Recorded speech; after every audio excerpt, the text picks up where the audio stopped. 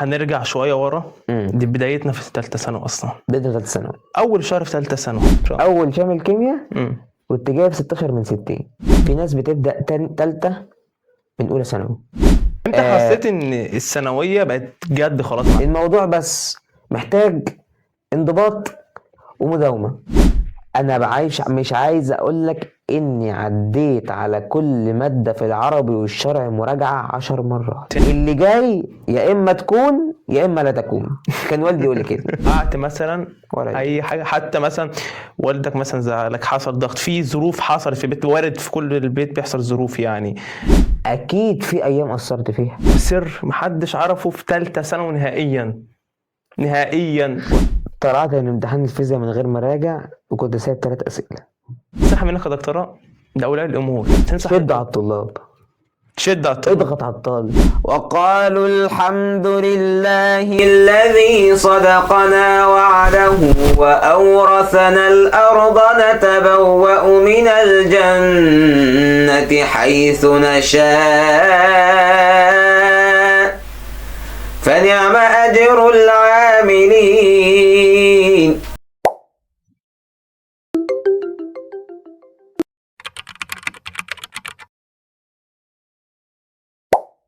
بكم في بودكاست حكايات الثانوية، المكان اللي بنحكي فيه عن ضغوطات الثانوية ومشاكلها.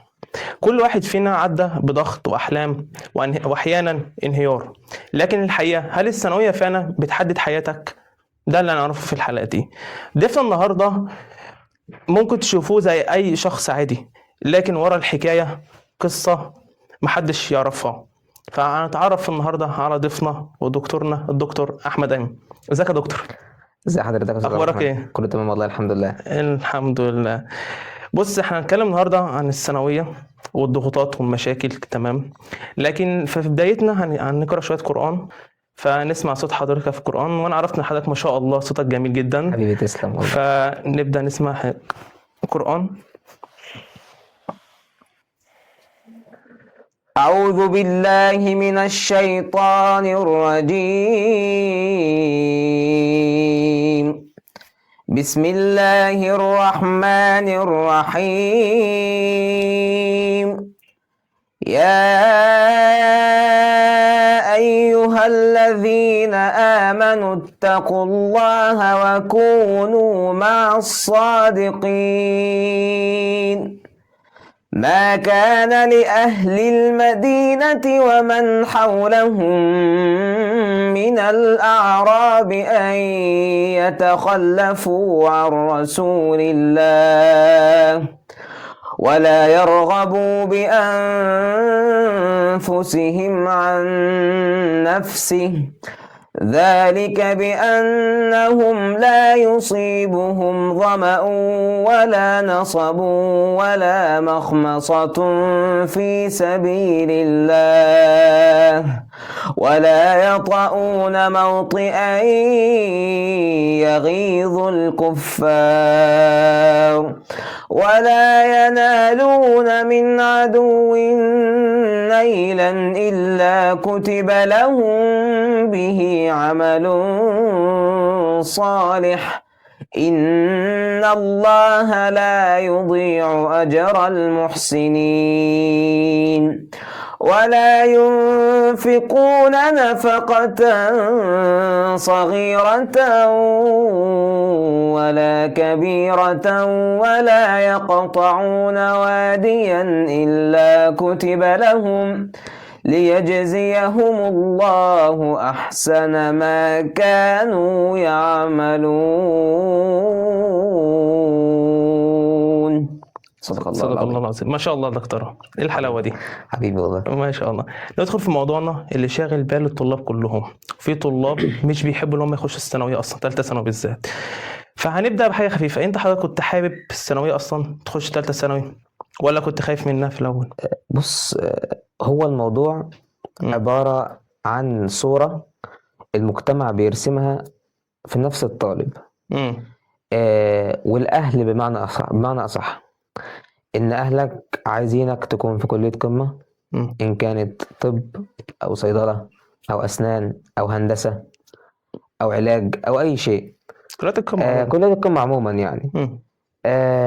والمجتمع ذات نفسه بيعمل مكانة للطالب اللي بيجيب مجموع وبيتفوق وبيدخل كليات قمة بمعنى أصح، ويبدأ يناديه بألقاب من أول يوم دخل فيه الكلية. ده اللي بيعمل فرق بين الطلاب وبعضها في الثانوية، وده اللي بيخوف الطالب إنه يدخل الثانوية أصلا، لأنه عنده رعب إن أنا لو ما جبتش هبقى شكلي عامل إزاي قدام أهلي، قدام قرايبي، قدام جيراني، قدام صحابي اللي هيجيبوا أعلى مني في الثانوية في الآخر. كلها شكليات. كلها شكليات. مم. الموضوع نفسيا من جوه بيختلف خالص. مم. احنا لو قعدنا فكرنا فيها هي زي اي سنة، بل اسهل من اي سنة. تالتة ثانوي. تالتة ثانوي مم. انت بتاخد منهج في تالتة ثانوي على 11 شهر او على 10 شهور على حسب ما انت بادئ. انا كواحد من الناس كنت بادئ في شهر 5 اللي هو بتاع السنة اللي قبليها، يعني الثانوية الله. معايا كانت حوالي 11 شهر. حضرتك أزهري؟ ان شاء الله أزهري. ازهري. ما شاء الله. كم مادة؟ هم كانوا 18 2024 دفعتي، ما شاء الله. دلوقتي بقوا 19 زودوا جيولوجي. مم. فانا خلصت تاني ثانوي على طول، ما خدتش اجازه غير اسبوع، مم. وبدات على طول عشان انجز في العربي والشرعي، لان هما طبعا اكتر درجات ويعني وسهلين ويتلموا، ومع ذلك مش عايز اضيع وقت فيهم في ايه طول السنه، يبقى طول السنه مراجعه خفيفه عليه. فالطالب بيبقى في حيز حوالي 10 شهور مع منهج انت لو عوزت تخلصه، المدرسين معظمها بتخلص المنهج ده في اقل من 7 شهور، وفي مدرسين بيخلص المنهج مع بداية شهر 12، ما شاء الله. يعني قبل نص السنة بيكون مخلص منهجه عشان يراجع. وسبحان الله بيخلص شهر 12 ويقعد طول المدة دي يراجع. ومع ذلك في طلاب بتقعد فقد الامل ان هي تبدأ وتذاكر خوفا من شهر 6 اللي هو اصلا الامتحانات، لسه بدري اصلا اللي هو بيضيع نفسه. مم. خلاص يعني هي نفسيته باظت من قبل ما يدخل اساسا بسبب رهبة وخوف. والموضوع اسهل مما يتخيل، الموضوع بس محتاج انضباط ومداومة. مم. انضباط ومداومة بس. حضرتك كنت داخل تالتة ثانوي، كنت متحمس ولا كنت برضو قلقان في حاجة او خايف مثلا ان انت تقع؟ لان انا عرفت ان حضرتك ما شاء الله من يعني فترة الاعدادية لغاية تالتة ثانوي حضرتك من اوائل في المعهد الديني. بص هو انا الحمد لله من اول اولى اعدادي، يعني من اول الابتدائي كمان، بس انا اساسا في الاصل ما كنتش ازهري. حولت ازهر. انا حاولت ازهر لما ختمت القرآن وانا عندي 9 سنوات. ما شاء الله ما شاء الله. فحاولت ازهر، ومن ساعه يعني في اي مكان بكون فيه الحمد لله ببقى متفوق. اللي حاولت ازهر من ثالثه ابتدائي، قعدت دخلت بقى اولى اعدادي المعهد الديني. فالحمد لله من اول اولى اعدادي لحد تانية ثانوي الاول على المعهد. ما شاء الله. فكان بالنسبه لي ان انا انزل عن الاول ده اصلا ايه، كنت خايف؟ كان رعب. اه. تاني حاجه كان ضغط البيت، انا الكبير مفيش تجارب قبلي خالص، اللي هو انا كبش الفدا انت لسه اول واحد. ان انا لسه اول واحد، وانا اللي لازم يعني انا راس انا مقدمه القطر، القافله كلها ماشيه ورايا، يا اما يمشوا عدل يا اما كله ايه، عشان انت البدايه. عشان البدايه. وغير كده القرايب انا كان عندي يعني 3 في العيله معايا في الثانويه. 3 في نفس الدفعه. يعني كان عليك ده عيله غير الجيران. ايوه في البلد غير الجيران في المدينه. ما شاء الله. انا على فكره ما كنتش شاغل بالي باي ضغوطات، كنت متبع حرفيا اسلوب البرود من اول شهر 5 لحد شهر 5، لان انا الثانويه خلصت معايا في شهر 5. مع بدايه شهر 5 انا كنت خلاص اقفل بقى، كفايه كده مذاكره. انت بتجهز نفسك عشان تدخل امتحان ولا مراجعه. انت المفروض 1/5 بيجي عليك تكون مخلص مذاكره ومراجعه.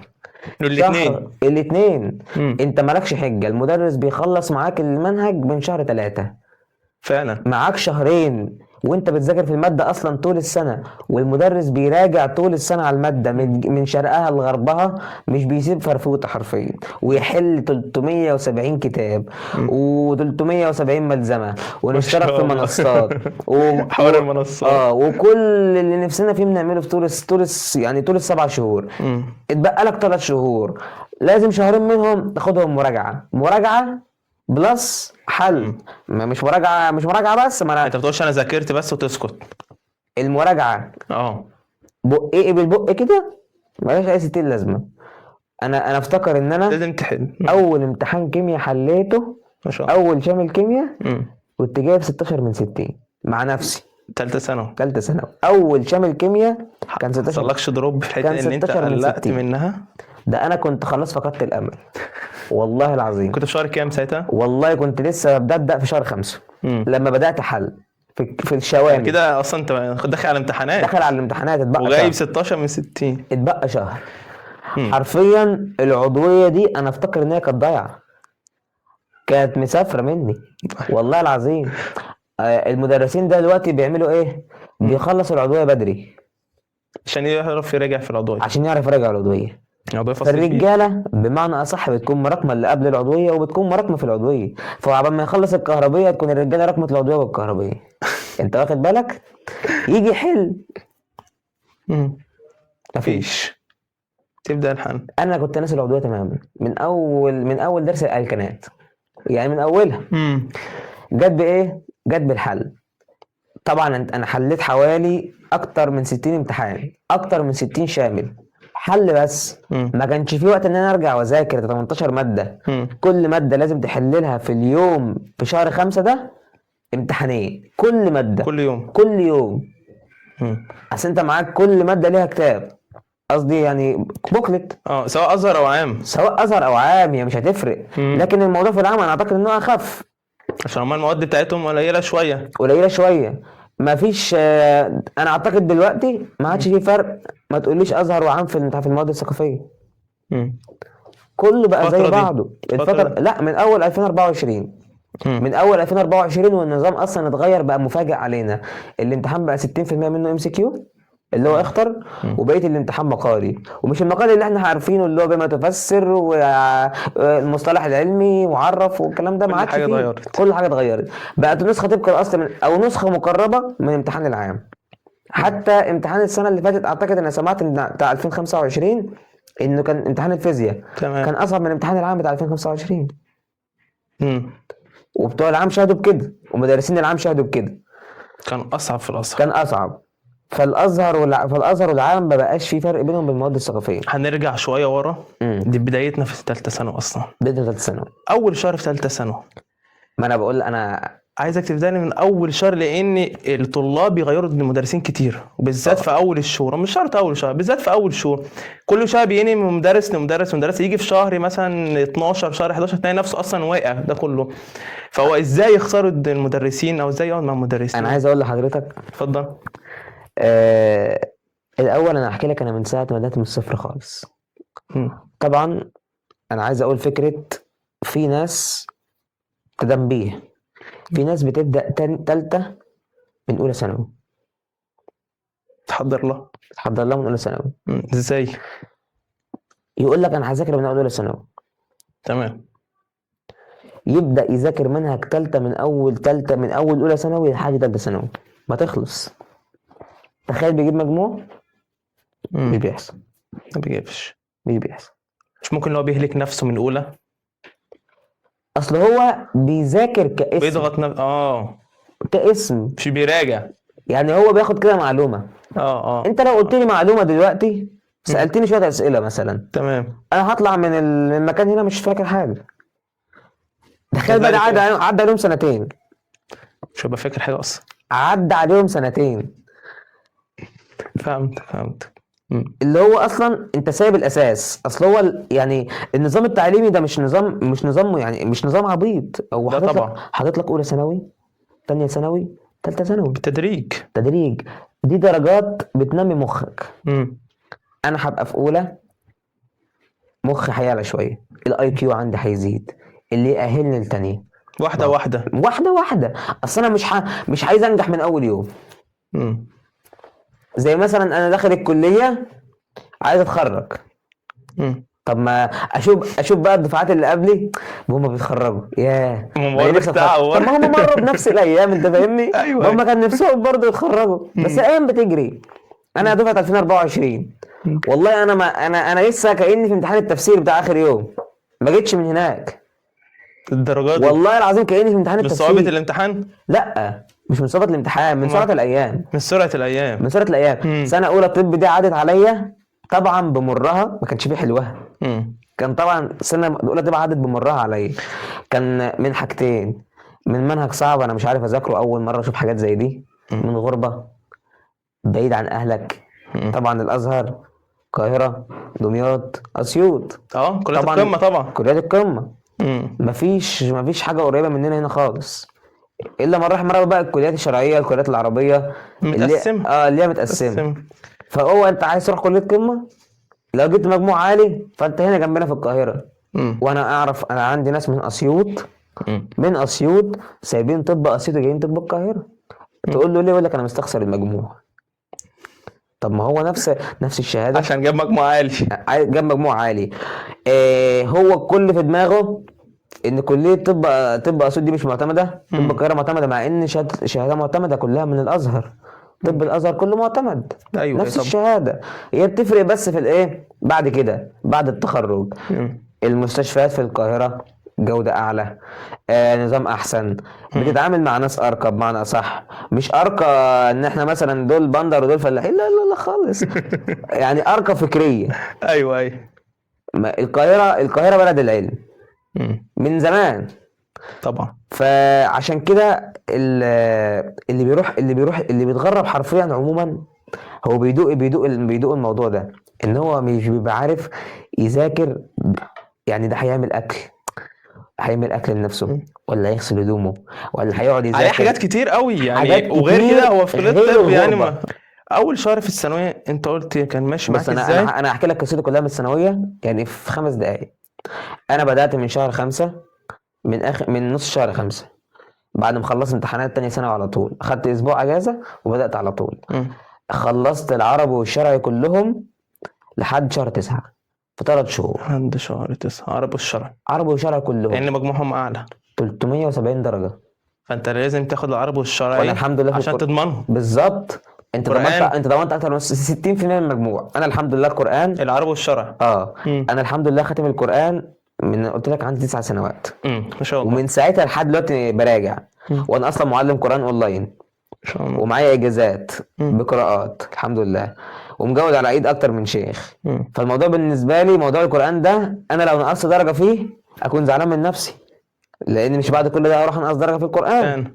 يعني انا اعطيت القران، بدي القران حقه وزياده، فلما انا انقص درجه في القران يبقى انا اللي مقصر في حق القران.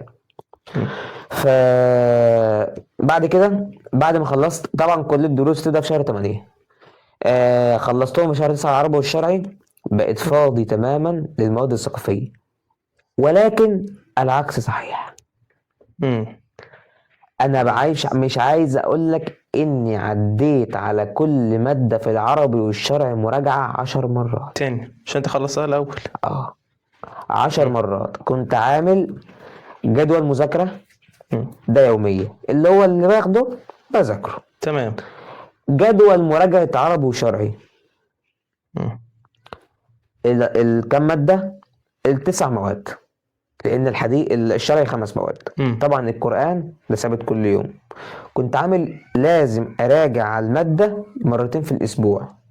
يعني عدى عليها مرتين، مش راجع عليها كلها مرتين، عدى عليها مرتين في الاسبوع. لازم كل مادة من اكبر مادة لاصغر مادة.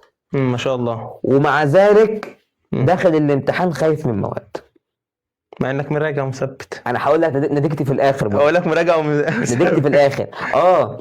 الحمد لله شهر 3 جه معايا وانا مخلص مراجعة كل مادة عربي وشرعي 10 مرات. ما عدا عشان المصداقية الفقه ما رضيتش اخلصه على طول، لان الفقه محتاج فهم وتفسير احكام قبل المذاكرة. وبيسأل في امتحان الفقه ان كان شافعي او حنفي او بيسأل من بين السطور في الازهر. يعتبر زي الرياضة.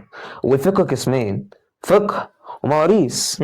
مواريث عليها ثالثه ثانوي. مواريث تقريبا عليها 8 درجات. ده كان نظامي. والباقي عليه 32 درجه.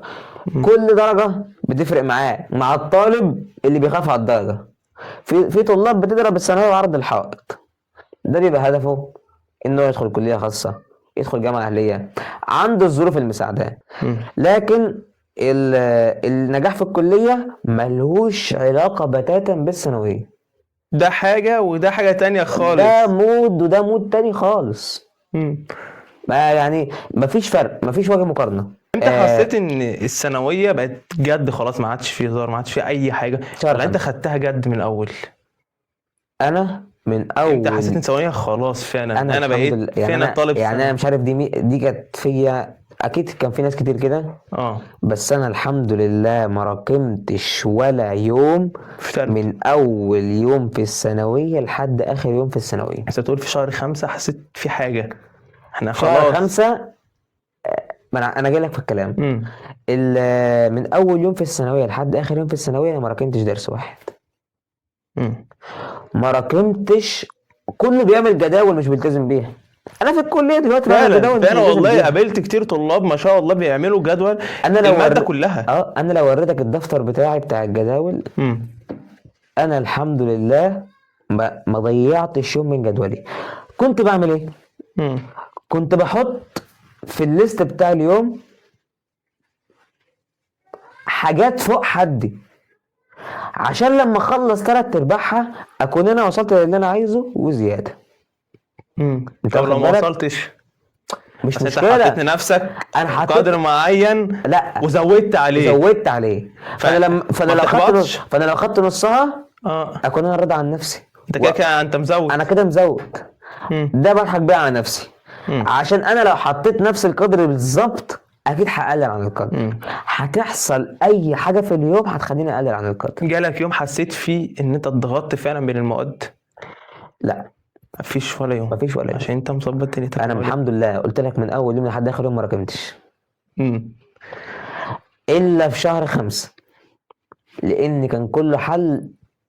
ما انضغطتش كماده كمذاكرة. كمذاكره. لا انا كان مضغوط كحل. نفسيا. اه نفسيا مع اقتراب الامتحانات وانت خلاص بتحدد في مصيرك. حاجة غريبة ما بتحصل. انت خلاص امتحانات يعني 1/6 والنهارده احنا في شهر 5 ورمضان والعيد عدوا ما عادش فيها خلاص احنا بقينا رسمي. خلاص ما عادش فيه هزار. فعلا. اللي جاي يا اما تكون يا اما لا تكون. كان والدي يقول لي كده. وهقول لك على مفاجأة ربنا تانية. يبارك لك فيه. وهقول لك على مفاجأة تانية. اكيد. طبعا ده النظام كله لحد ايه؟ لحد شهر 5. مم. انا الحمد لله بفضل الله ما كانش معايا حتى تليفون زراير تالتة ثانوي؟ في ثالثه ثانوي. ازاي؟ والله يعني العظيم هي حاجة جديدة فعلا، لأن الطلاب كلهم ما شاء الله. انا جديد دفعه 2024. اه ما كانش معايا تليفون زراير. ما شاء الله. انا كنت بعمل ايه؟ ايوه بقى مستنيينها. انا صاحبي مثلا بيصور السبوره، تمام. انا تنقلها؟ لا عمر ما فيش وقت للنقلان والكلام الفاضي. اه انا ساعه ما لسه ما بيشرح انا قاعد منتبه. تمام. لو قال حل سؤال ممكن احله ما اقولهوش انا حليت. مش من النوع بتاع الشو. مم. في ثالث ثانوي بالذات. قبل كده كنت لان عادي عادي. ده كده تالتة ثانوي. لا ستوب. الاوبشن مفتوح. انا ثالث ثانوي ستوب بقى يا هتستفاد جدعان. ايه لما المدرس يقول لك جامد فنان وعين تيجي من هنا وعين تيجي من هنا وتغتر تلاقي بنفسك نفسك ما شاء الله. وتغتر بنفسك على الفاضي مم. وفي الاخر مستواك يقع. مم. لا انت تحس دايما كنت بحسس نفسي في الثانوي اني قليل، مم. ان انا بعيد، ان انا مش ان انا مهما عملت انا برضو ما وصلتش ما للليفل وصلتش أنا الكويس عايز. فعلا. انا لازم اشد انا أكتر. كنت حاطط لنفسي ارتب على الجمهوريه تمام. وزعلت لما رتبتش على الجمهوريه. بس انا سمعت ان مجموعك، انت مش هتقوله طبعا دلوقتي، سمعت ان مجموعك كبير برضو مش شويه. ما هو كبير بس ما حاسس. انا عايز اقول لك ان احنا فرحنا اول يوم بس والدي خاصمني بعدها اسبوع بعد ما اعرف المجموع. عشان ما رتبتش على الجمهوريه. لا كان هو كان عارف ان انا مش مرتب من قبلها. بس برضو ككليه خلاص انت وصلت لحلمك خلاص وبقيت في كليه طب رسمي. طب انا عايز اقول لك على حاجه، ان هو كان موترني من ناحيه الكليه بيقول لي انت ممكن ما يجيلكش طب كمان. ما شاء الله. لا بس والله بس كده بيساعدك اكتر ان انت تذاكر، بس في ضغط شويه. هو في ضغط من الاهل شويه. هو في كان الصراحه انا كان عليا ضغط رهيب جدا. انت بتقول اول واحد. لان أنا زي ما قلت لك الاول انا راس مقدمه. انا الراس زي ما بيقولوا كده. امم فلو الراس وقعت كل حاجة. الجسم كله وقع. خلاص ما. فاهمني؟ فكان لازم يشد ويشد ويشد، وما كانش فيه تهاون، مم. ما كانش فيه طبطبه. مم. انا كنت بعيط من وانا اول بذاكر، يوم لاخر يوم. انا كنت بعيط وانا بذاكر. جيت لي في نقطة مهمة جدا، وانت مخنوق وانت فرحان وانت بتعيط في نفس الوقت كنت بتذاكر. بذاكر، مفيش وقت كنت بتذاكر. تضيعه. اه كنت ممكن مثلا يوم مثلا يعدي كانش منك. في يوم عندك مثلا فري بتعمله مثلا؟ لا خلاص، طب انا ذاكرت الكم ده وكويس انا ذاكرته، فانا هدي بص، لنفسي مثلا اللي يقول لك 3 ساعات. اللي يقول لك خد اعمل لك يوم في الاسبوع اجازه، بيضيعك. بيضيعك. تاخدها جد، اه جد الجد كمان. انت هتعمل ايه انت هتعمل ايه بقى؟ مم. هتقول اصل انا عندي اجازه يوم كذا، فانا هريح النهارده وهرمي اليوم ده. مم.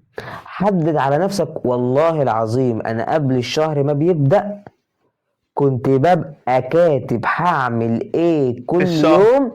والدتي دي على الكلام ده. تقول لي واستمريت يا ابني انت عليه. بتضيع، والله انت بتضيع وقتك في الكتابه. خليتها اسبوعي، قبل الاسبوع ما يبدأ انا هعمل كذا كذا كذا كذا كل يوم. كل يوم بتبدأ شوف انا هعمل ايه النهارده. كاتب كراسه كده مقسمها الصفحه 3 اقسام، مم. الصفحه ب3 ايام. مم.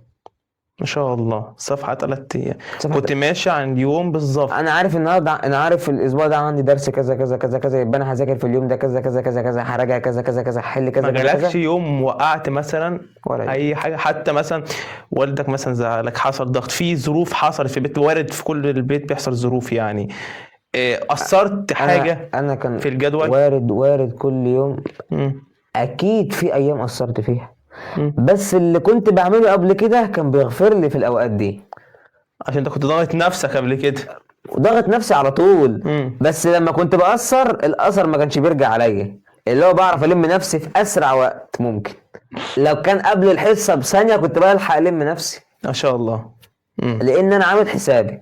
أنا عارف إن أنا هأثر مثلا النهاردة، مم. أفكر ما أنا مش هرمي اليوم، ما اليوم اللي بيعدي محسوب عليا وهندم عليه بعد كده، وفي ناس كتير ندمت. مم. طبعا. نرجع لموضوع التليفون. كنت بعمل إيه؟ مم. أنا كنت كنت مدي لاصحابي رقم والدي، رقم والدك. رقم والدي عليه كده، عليه واتساب وتليجرام وكل حاجه. تمام. مم. اي حاجه. طبعا جروبات المدرسين كانت عليه، كان على رقم والدي. والدي محامي، كان مثلا يجي من الليل على الساعه بعد المغرب مثلا. تستنى. ما انا مش شاغل بالي. طبعا دروسك بتبدا مثلا الصبح بدري، أنا كان فبتخلص على دروسي- الظهر مثلا. انا هنيجي في موضوع الدروس ده. انا هبدا معاك ازاي بتبدا يومك اصلا، بس كمل. يجي مثلا هو بعد العشاء، اشوف المدرسين كذا كذا كذا كذا، مم. على طول احول على المكتبه. كنت بطبع حتى الصبابير، تطبعها. تطبعها. عمري ما اتعودت اذاكر من على التليفون كده غير في الكليه، على اللاب طول النهار قاعد كده بفر. خلاص بقى. والله خلاص. والله العظيم وصلنا بقى. قاعد على اللاب كده طول النهار بفر. حد كان بيدعمك في ثالثه ثانوي؟ ايه؟ مين اللي كان بيدعمك في ثالثه ثانوي ما ولا كانش في عندي غير اهلي. اهلك؟ اقول لك اي حد غير كده كذاب، اكون كذاب. كان اهلك جنبك. اهلي كانوا ورايا مم. وسك على الباقي. ومفيش حد هيرضى لك الخير غير اهلك طبعا. غير اهلك. اقرب الناس ليك مش عايزينك تكون ناجح، مم. الا من رحم ربي، طبعا طبعا. وهم قله مش ياما. قله. عندنا فقره صغيره كده بعد اذنك، اسمها اعترافات ثانويه. الفقره دي اسمها ايه؟ اعترافات ثانويه. حضرتك بتحكي فيها عن حاجه او سر محدش عرفه في ثالثه ثانوي نهائيا، نهائيا، ولا والدك ولا والدتك ولا اهلك ولا الاساتذه حتى. في حاجه حصلت في ثالثه ثانوي ومحدش عرفها نهائيا. حاجه محدش عرفها نهائيا. ايوه. تبقى اول مره. ايه هي؟ تحب تقولها؟ طلعت من امتحان الفيزياء من غير ما اراجع، وكنت سايب 3 اسئله. وكنت سايب 3 اسئله. 3 نقط يعني، كان في سؤال منهم 3 درجات. سؤال منهم 3 درجات. 3 درجات. كان احساسك إيه ساعتها؟ انت لو كنت تشوف شكلي ماشي في الشارع، يعني احساسك ايه؟ انا لو لا قدر الله حصل حاجه مش هيبقى شكلي كده. كان يعني انت خايف عشان الدرجه ولا خايف عشان والدك ممكن يتكلم مع يقول لك انت ايه اللي عملته؟ ما انا اكيد هنكر. امم اكيد هقول له انا اقول له انا جايب، انا مقفل طبعا. رحت قلت له والدك عايز يسمع الفيديو. أيوة. اسمع يا باشا، ما خلاص عدى. انت قلت 3 اسئله. 3 اسئله. 3 اسئله، سؤال منهم 3 درجات. سؤالين اختر وسؤال مغير 3 درجات. ما شاء الله.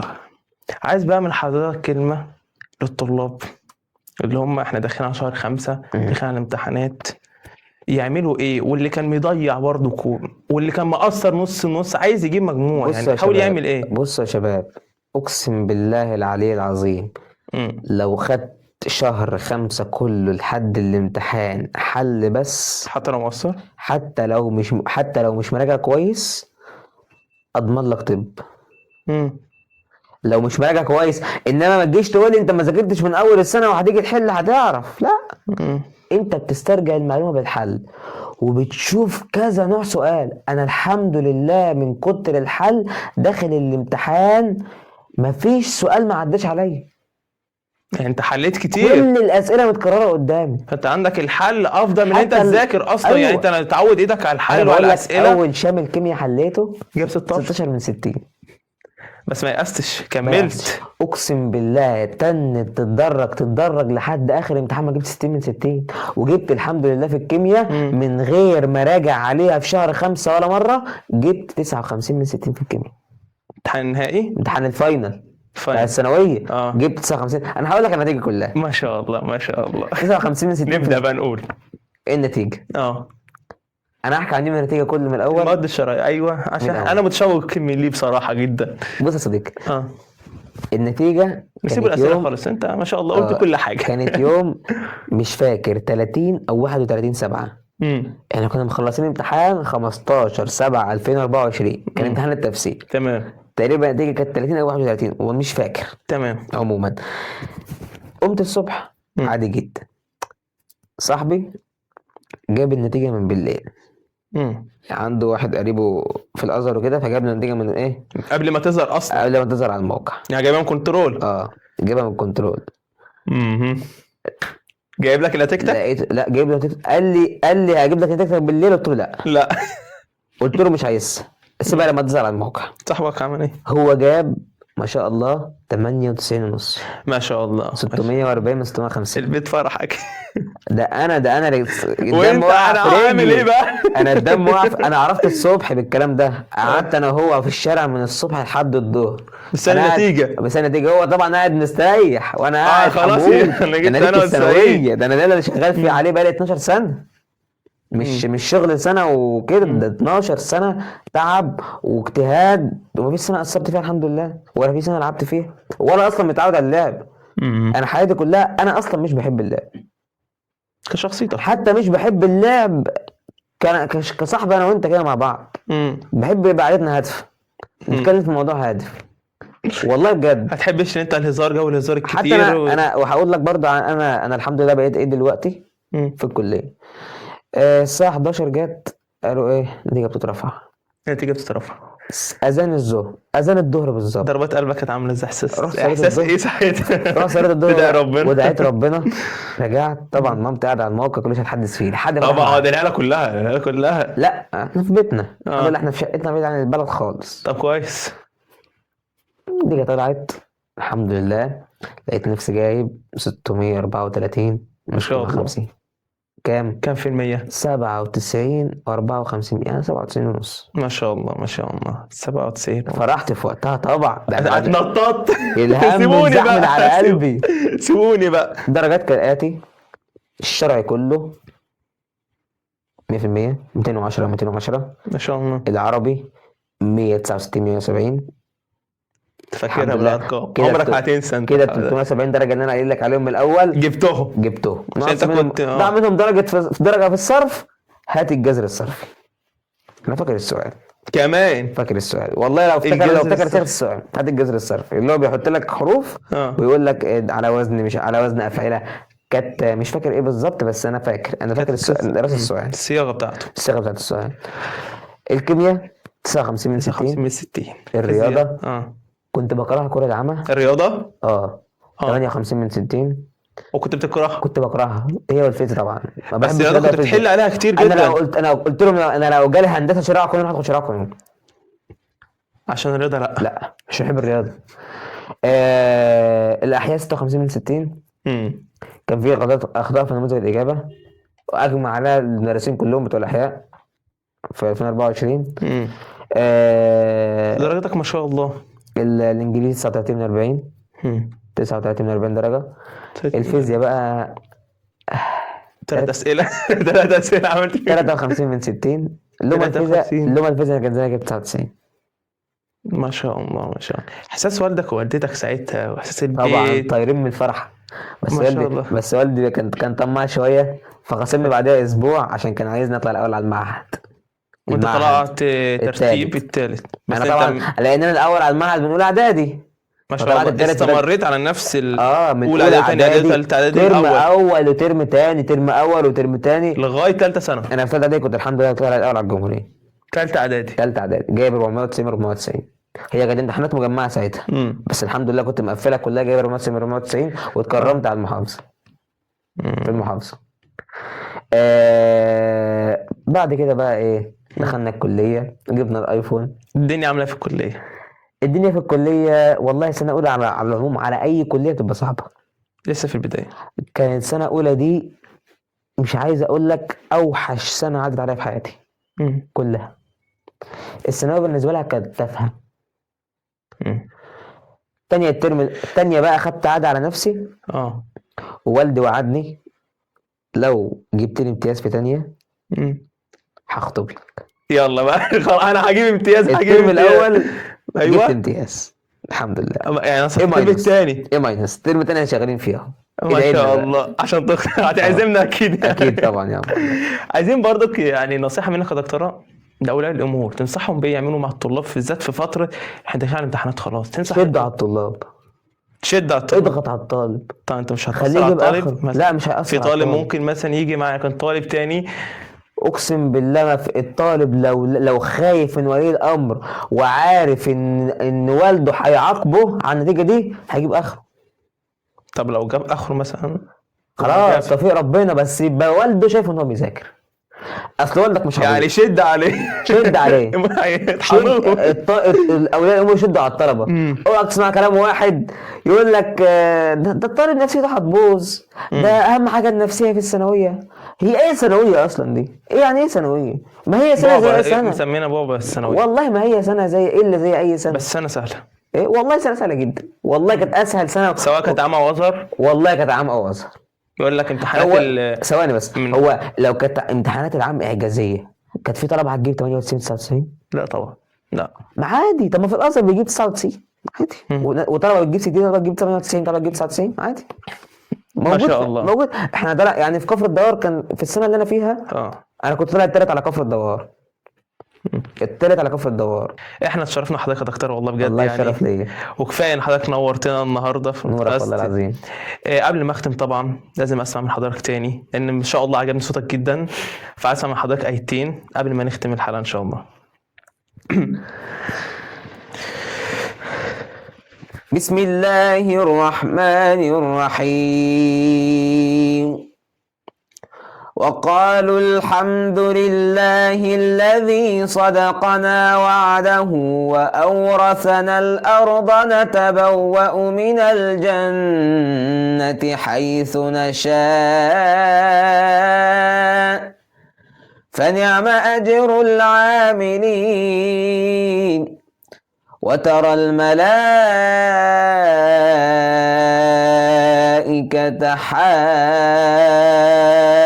حافين من حول العرش يسبحون بحمد ربهم وقضي بينهم بالحق وقيل الحمد لله رب العالمين.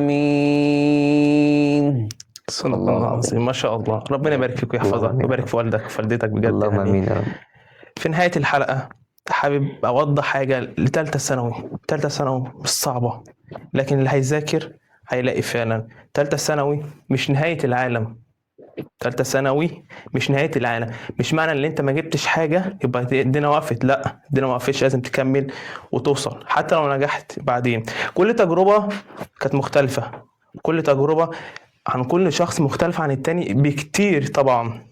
ولو الحلقة عجبتك يا ريت تشترك في القناة وتفعل الجرس. طبعا مش هقول لك، ولا ما عجبتكش برضك اشترك في القناة برضك وفعل الجرس وابعتها لاصحابك في الثانوية لانها هتفيدهم جدا. ونستناكم في حلقة جديدة ان شاء الله من بودكاست حكايات ثانوية. الى اللقاء.